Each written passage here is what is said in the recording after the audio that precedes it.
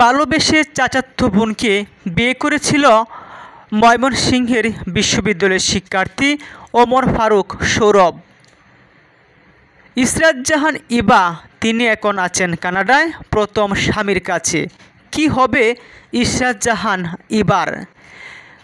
একদিকে তার ভালোবাসার মানুষটিকে বিবাহিত জীবনের 22 দিন পর হারালো, অপরদিকে প্রথম স্বামীর সঙ্গে ডিভোর্স না দিয়েই স্বামীর অজান্তেই চাচাতো ভাইয়ের সঙ্গে প্রেমের সুবাদে বিবাহবন্ধনে আবদ্ধ হন ইসরাত জাহান ইবা। প্রথম স্বামী কানাডা প্রবাসী কোটি কোটি টাকার মালিক। ওমর ফারুক সৌরভকে পছন্দ করতেন না ইসরাত জাহান ইবার বাবা এবং মামা। তাই ইসরাত জাহান ইবার বাবা, মামা এবং তার ছোটো ভাই, যিনি 10ম শ্রেণীতে পড়ত, মৃদুল নাম, তাদের 3 জনের চক্রান্তেই পরিকল্পনায় মৃত্যু হয় ওমর ফারুক সৌরভের। বিবাহিত জীবনের 22 দিন পর ময়মনসিংহ ব্রিজের নিচে পাওয়া যায় 4 খণ্ড মরদেহ। সৌরভের জানা ছিল না চাচাতো বোনের সঙ্গে প্রেম এবং বিয়ে হবে তার জীবনের শেষ একটা গল্প। পুলিশ সুপার বলেছেন, চাচা ইলিয়াস আলীর মেয়ে ইবার সঙ্গে প্রেম ছিল বিশ্ববিদ্যালয়ের এই শিক্ষার্থী সৌরভের, কিন্তু ইবা 3 বছর আগেই বিয়ে করেন কানাডা প্রবাসী আব্রাহাম খানের একমাত্র ব্যক্তিকে।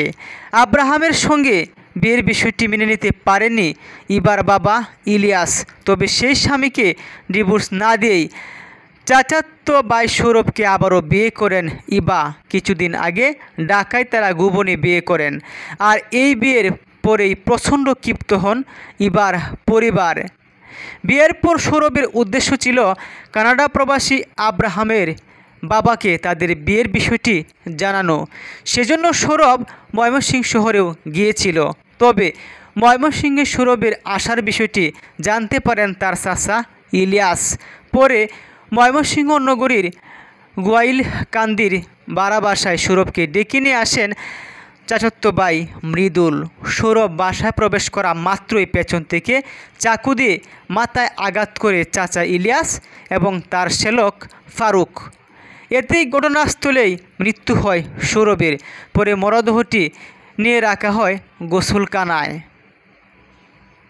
ভালোবাসা পবিত্র এই শব্দটি দিয়ে আমরা বিভিন্নভাবে বিভিন্ন জায়গায় নানান ঘটনা ঘটাই।